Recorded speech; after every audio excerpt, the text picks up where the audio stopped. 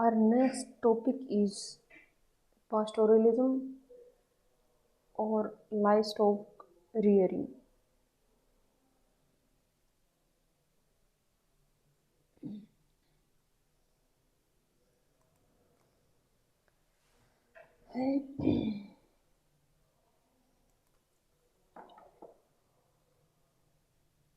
यहाँ पे जो है पास्टोरलिज्म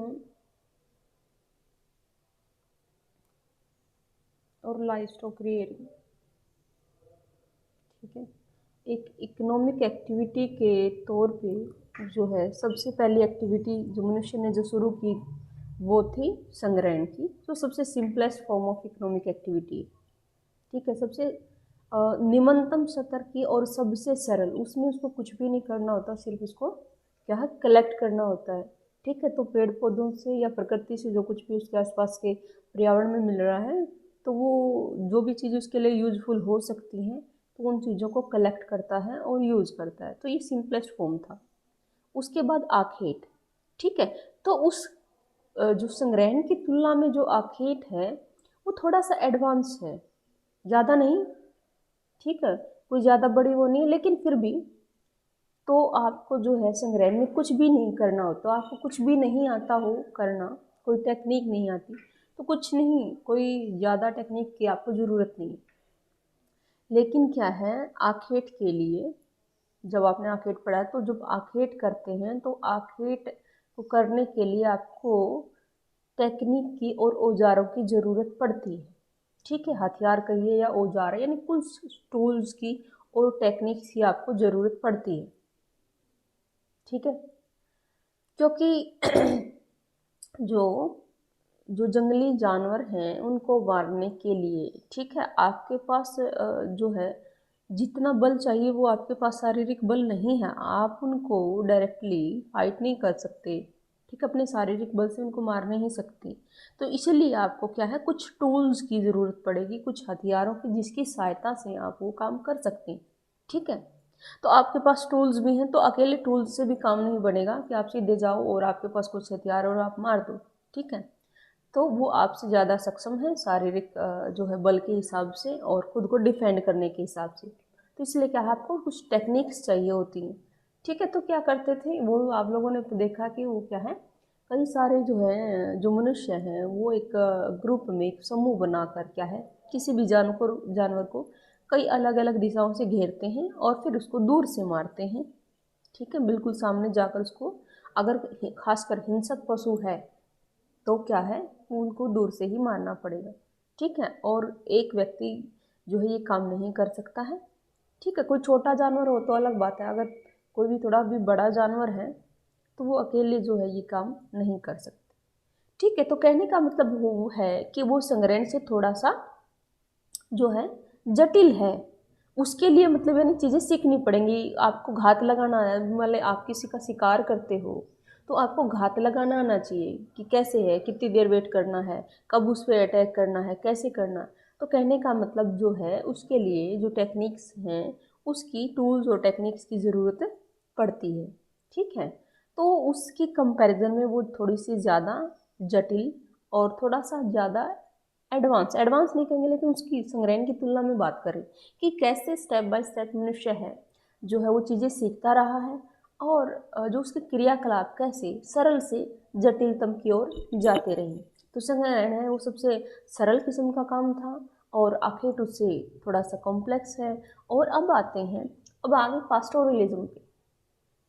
पास्टोरलिज्म मतलब पशुचारण, ठीक है, या लाइव स्टॉक रेयरिंग, ठीक है। तो ये जो शब्द है आपका रियर करना, ठीक है, रियर करना है आपका पालन करना, पालन पोषण करना, ठीक है। तो ये जो रियरिंग का है, रियरिंग मतलब, ठीक है, तो पालना, पालने का क्या मतलब होता है, यानी उनको जो जीने के लिए जो भी आवश्यक जो मूलभूत उनकी आवश्यकताएं, वाले पशुओं का भोजन है, ठीक है, रहने का स्थान है, उनकी जो भी मूलभूत आवश्यकताएं हैं आप उनको पूरी करोगे और फिर आप उनका उपयोग जो है अपनी आवश्यकताओं को पूरा करने के लिए कर सकते हैं। जैसे हम अपने घर में जो पशु पालते हैं तो हम कहते हैं कि पाल रहे हैं, तो यहाँ पे पालने का क्या मतलब है, पालन पोषण करना। ठीक है, तो उनकी ज़रूरतें जो हैं जैसे कि भोजन की, तो आपके जो पशु हैं घर में जो आपने पाल रखे, तो आप ही वो खुद जो है अपने भोजन का अरेंजमेंट है, व्यवस्था है, वो नहीं करते हैं, बल्कि आपको उनके लिए भोजन की व्यवस्था या चारे की व्यवस्था जो है आपको खुद करनी पड़ती है, और उनको रहने के लिए जो जगह है वो आपको देनी पड़ती है, या उनका जो है स्वास्थ्य की देखभाल है या जो कुछ भी है। तो यानी उन पशुओं के लिए जो मूलभूत आवश्यकताएं हैं आप पूरी करते हो, और उसके बदले में उन पशुओं का प्रयोग जो है आप करते हो अपनी आवश्यकताओं को पूरा करने के लिए। जैसे कि दूध है, जैसे उनसे दूध प्राप्त करना है या चमड़ा प्राप्त करना है, या उनका प्रयोग बोझा ढोने के लिए करना, या किसी भी अन्य चीज़ के लिए करना है। ठीक है, तो यानी फिर पहले आप उनको पालते हो और फिर उनका प्रयोग करते हो किसके लिए, अपनी आवश्यकताओं को पूरा करने के लिए। ये होता है रेयरिंग, यानी आप रेयर कर रहे हो, पालन पोषण कर रहे हो। अब ये शब्द आ गया लाइव स्टॉक। लाइव स्टॉक का क्या मतलब है? ठीक है, लाइव क्या होता है, जीवित। ठीक है, स्टॉक क्या होता है, किसी भी चीज़ का भंडार कह लो स्टॉक है, यानी किसी चीज़ को जब हम इकट्ठा करते हैं तो वो क्या होता है, वो स्टॉक होता है। ठीक है, आप किसी चीज़ का स्टॉक करते हो, जैसे कि आपने अनाज का स्टॉक किया, तो वो क्या है, स्टॉक करना है। ठीक है, आप उस चीज़ का भंडारण करते हो, इकट्ठा करते हो। तो यहाँ पे किसका भंडारण या किसको इकट्ठा किया जा रहा है, यहाँ पे लाइव स्टॉक। ठीक है, जीवों को। ठीक है, कोई भी जानवर है या जीव है, तो यहाँ पे आप जीवों को इकट्ठा करते हो और इकट्ठा करके उनका पालन पोषण करते हो। ठीक है ना, लाइव स्टॉक रेयरिंग का क्या मतलब हुआ, इसका मतलब ये हुआ कि क्या आप जंतुओं को, ठीक है, जंतुओं को झुंड के रूप में जो है उनका पालन पोषण करते हो। ठीक है, या जंतुओं को जो है या जानवरों को जो है आप रखते हो और उनका पालन पोषण करते हो। तो लाइव स्टॉक रियरिंग, इसमें जंतु कोई भी हो सकता है, उसमें आपकी भैंस है, उसमें गाय है या घोड़े हैं, या क्या है, अलग अलग जगह, जैसे या आप मुर्गी का पालन करते हो या सूअर का है, या तरह तरह के जो है जीव जंतु हो सकते हैं। ठीक है, तो किसी भी तरह के जैसे जो वो होते हैं, तो उनको आप क्या, हम क्या बोलेंगे, लाइव स्टॉक रियरिंग। और दूसरे शब्दों में हम कह सकते हैं एनिमल हस्बेंड्री। ठीक है, आप लोगों ने शायद ये सब सुना होगा, एनिमल हस्बेंड्री। ठीक है, तो जिसको हम पशुपालन बोलते हैं, एनिमल हस्बेंड्री। ठीक है, और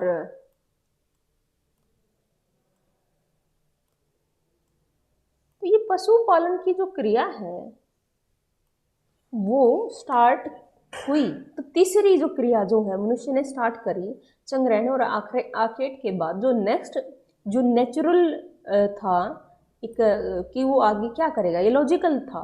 ठीक है, तो ये पशुओं को उसने पालना शुरू किया। ठीक है, यानी पशुओं को इकट्ठा करके वो उनके लिए चारा जुटाना, और वो उनके लिए जो है उनकी आवश्यकताओं को पूरा कर रहा था, और बदले में उनका जो है प्रयोग अपनी विभिन्न आवश्यकताओं को पूरा करने के लिए। तो आप ये लाइफ स्टॉक रियरिंग का, ये एनिमल हस्बेंड्री, आधुनिक उसमें हम एनिमल हस्बेंड्री बोल देते हैं। ठीक है, या लाइफ स्टॉक रियरिंग। ठीक है, आई थिंक आप लोगों को ये समझ में आ गया होगा लाइफ स्टॉक रियरिंग का, यानी पशुपालन। ठीक है, तो इसकी ज़रूरत क्या थी, क्योंकि जैसे जैसे जो है मानव सभ्यता का विकास हुआ, तो शुरू में जनसंख्या, जैसे हमने कहा कि 1.5 लाख वर्ष पूर्व जो है मनुष्य है उसकी उत्पत्ति हुई।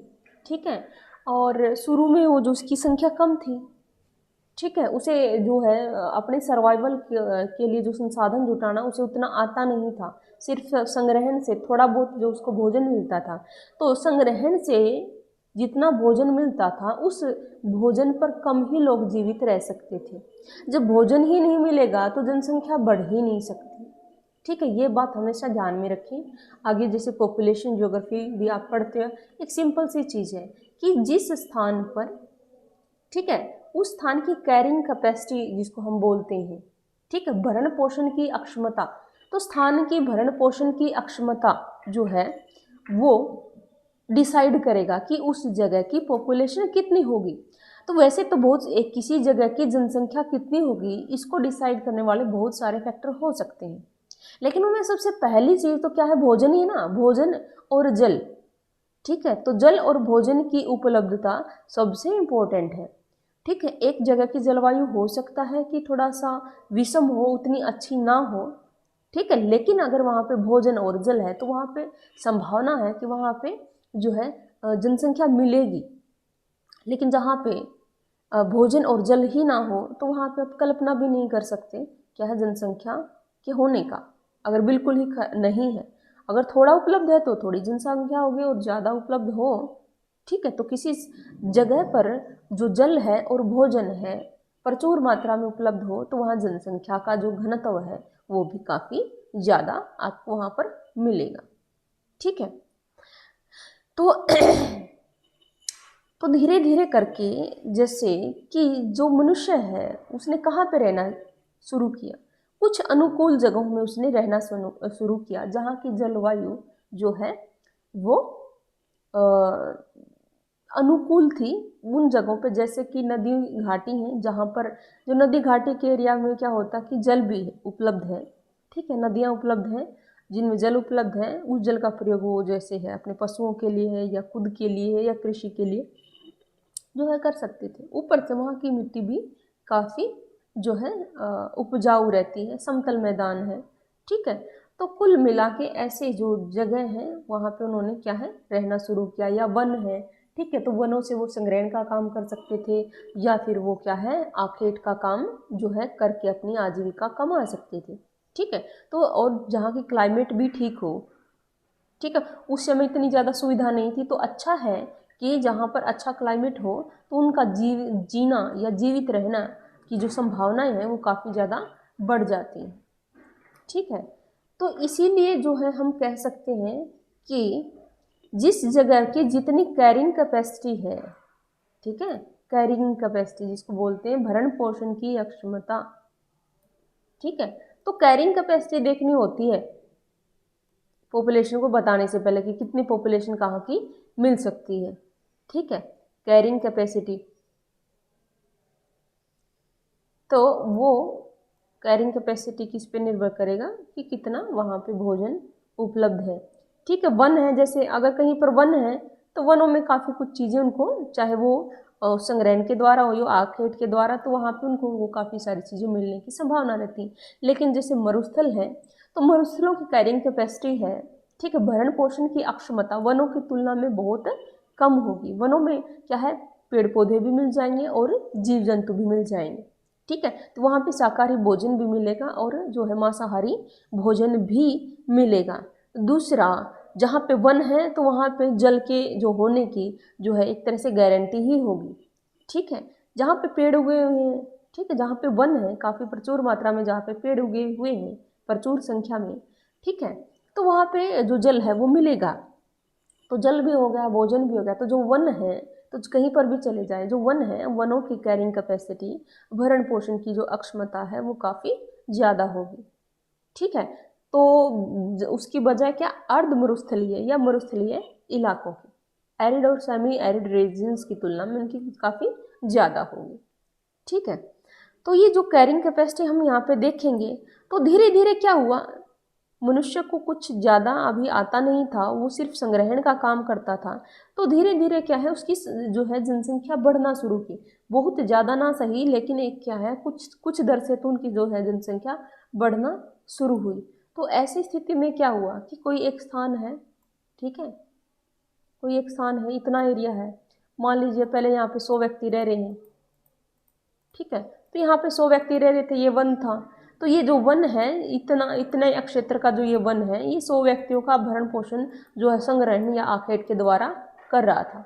ठीक है, लेकिन एक लिमिट के बाद, ठीक है, अगर मान लीजिए जो जनसंख्या है धीरे धीरे जो है बढ़ के अगर मान लीजिए डबल हो गई, 200 हो गई, ठीक है, तो ऐसे ही यानी सिर्फ संग्रहण और आखेट के द्वारा, ठीक है, तो 200 व्यक्तियों का भरण पोषण कर पाना संभव नहीं होता है।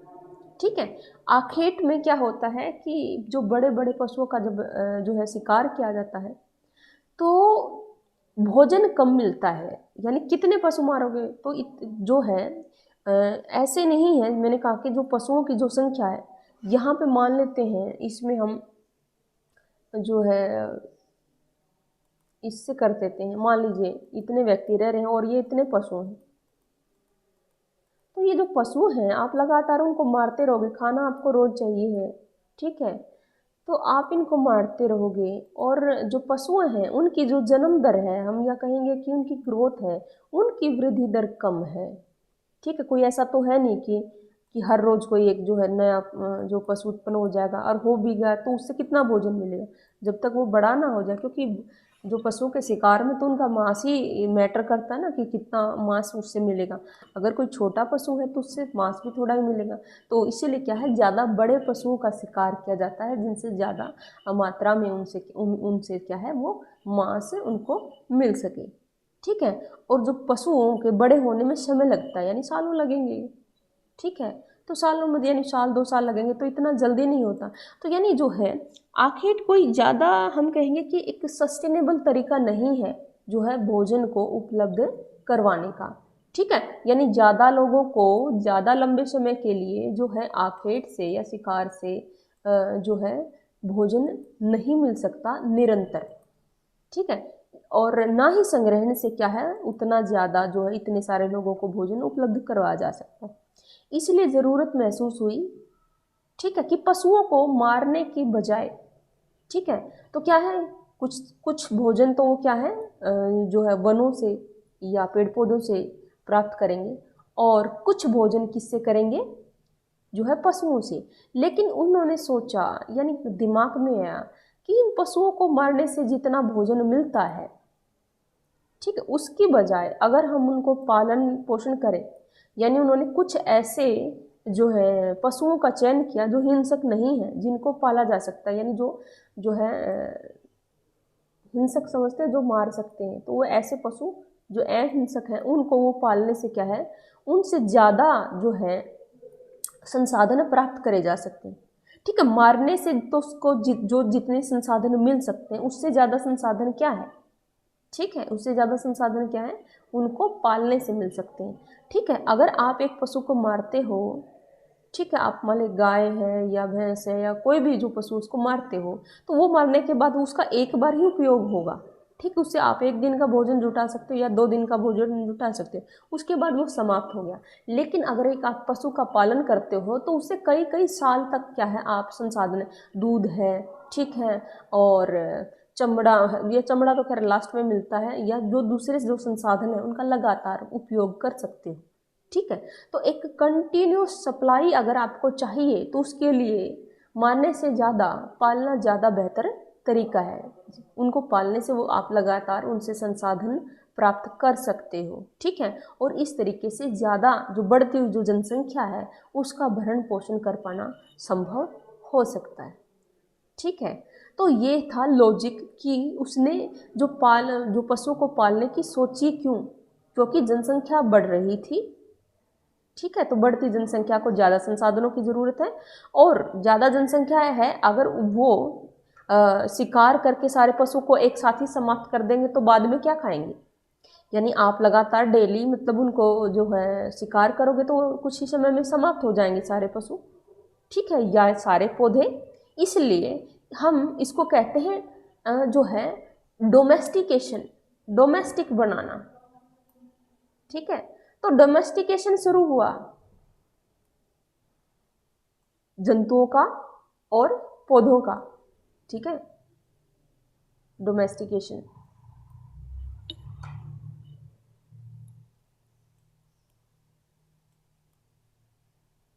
डोमेस्टिक से डोमेस्टिकेशन।